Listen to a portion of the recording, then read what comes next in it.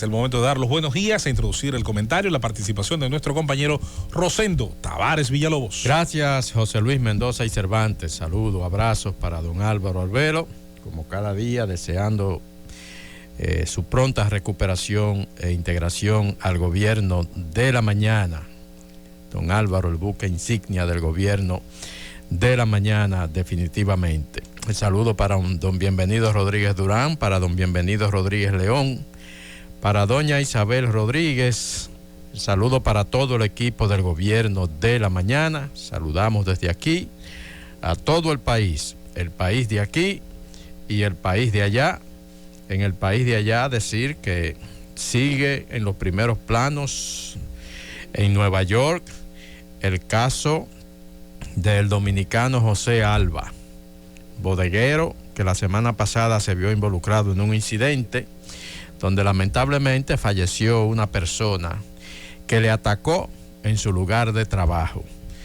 Y él fue a la cárcel, ya lo relatamos aquí, fue puesto en libertad bajo fianza, está en su casa, esperando ahora ir a la corte. Le toca, creo que el día 20 de este mes, ir ante la corte. Pero lo que ha ocurrido en las últimas horas ha sido una avalancha de apoyos para el dominicano.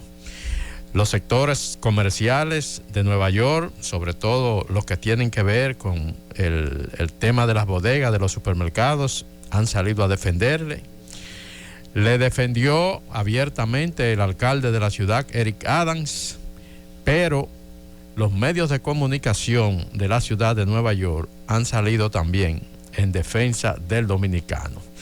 El periódico New York Post durante varios días ha mantenido el tema en su portada como información principal y ha insistido también en que los cargos que se han impuesto al dominicano, por supuesto homicidio involuntario, deben de ser retirados, considera el New York Post, porque todas las evidencias indican. Y el New York Post ha estado publicando diferentes videos de la situación.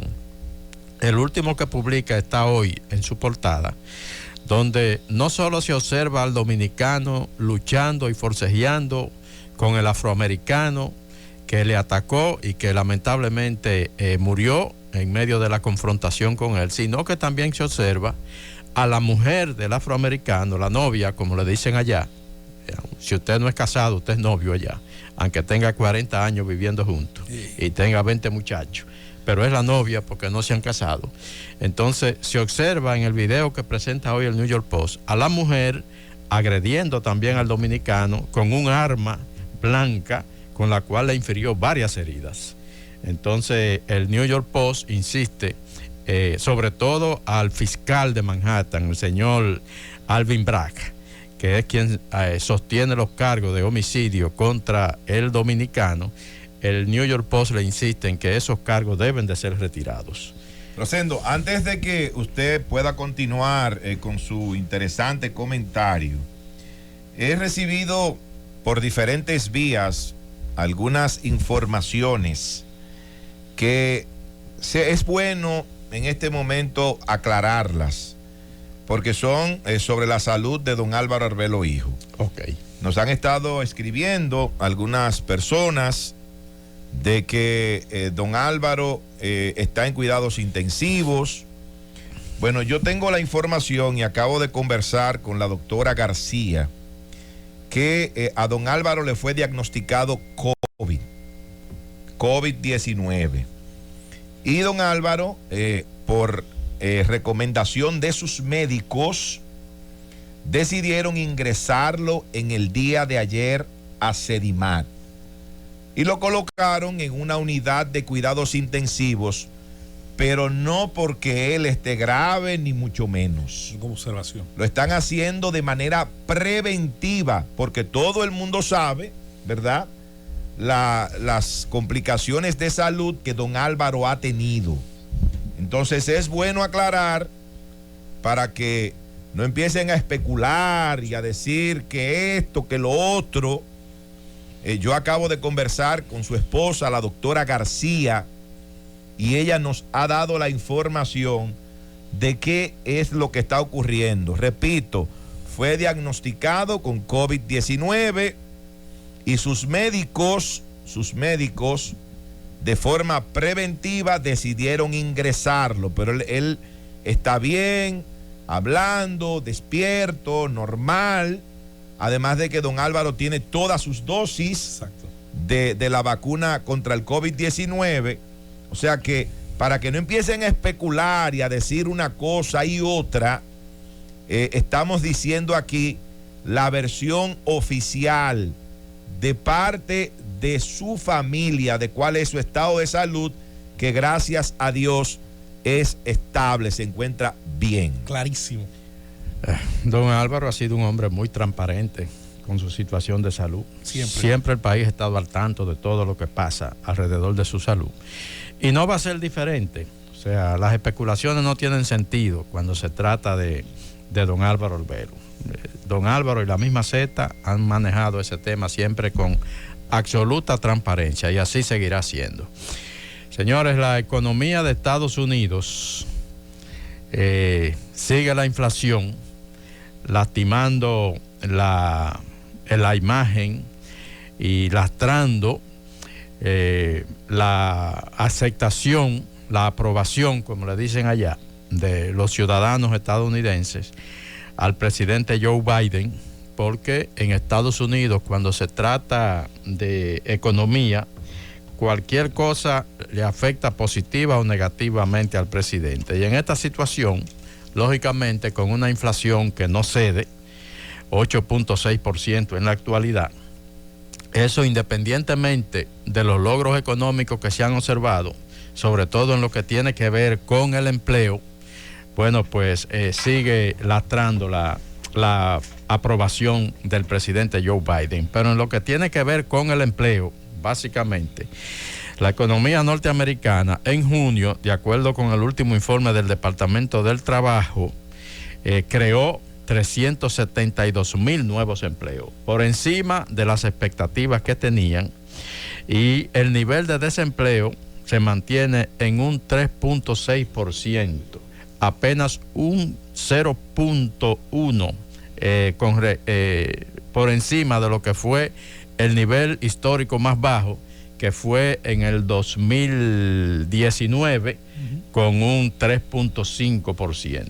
O sea, en el 2019, cuando la economía estaba en viento en popa, no teníamos todavía el impacto de la pandemia, el nivel de desempleo en Estados Unidos era de 3.5%. La pandemia interrumpe un momento histórico de recuperación. Y hoy ya está en un 3.6%, o sea, prácticamente el mismo nivel. El último informe que vi creo que estaba en 3.3. No, hoy está en un 3.6. 3.6. Lo interesante de todo eso es que cuando tú analizas cómo está Estados Unidos en el marco de esta crisis mundial, de esta guerra, y te veas a Europa, observa cómo Europa ha deteriorado su finanza, su economía, la calidad de vida de su pueblo, y hoy tiene una revolución social en todos los países europeos, reclamando algo tan sencillo como es el tema de la alimentación.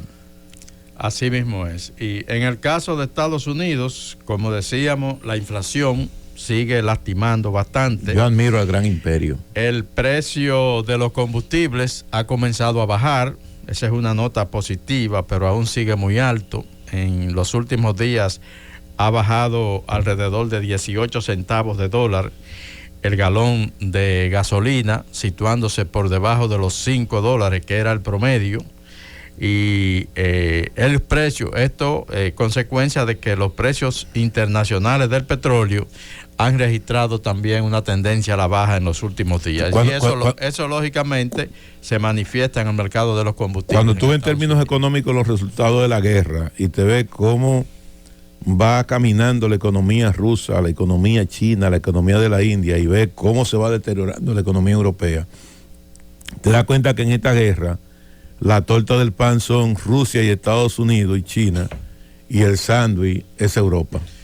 Eso depende también cómo se vea, porque la economía rusa no es que esté tampoco en una situación muy bullente. Pero se ha fortalecido, porque se ha fortalecido. Eso habría que verlo, porque la situación interna realmente no es nada fácil. De hecho, hubo una de las franquicias que se crearon a nivel nacional para sustituir, por ejemplo, algunas empresas salientes que han tenido que dejar de operar porque no tienen, por ejemplo, material para reponer el stock. Es decir, sí, pero no es una situación tampoco tan bollante la de la economía rusa. No, pero con todo y que el tema del combustible le permite tener una salida. Ahí es que voy. El problema es que la economía no es solo combustible. Sí, pero como está Rusia, obviamente tú tienes que analizarla desde el punto de vista del impacto de las medidas económicas que se han tomado alrededor de Rusia.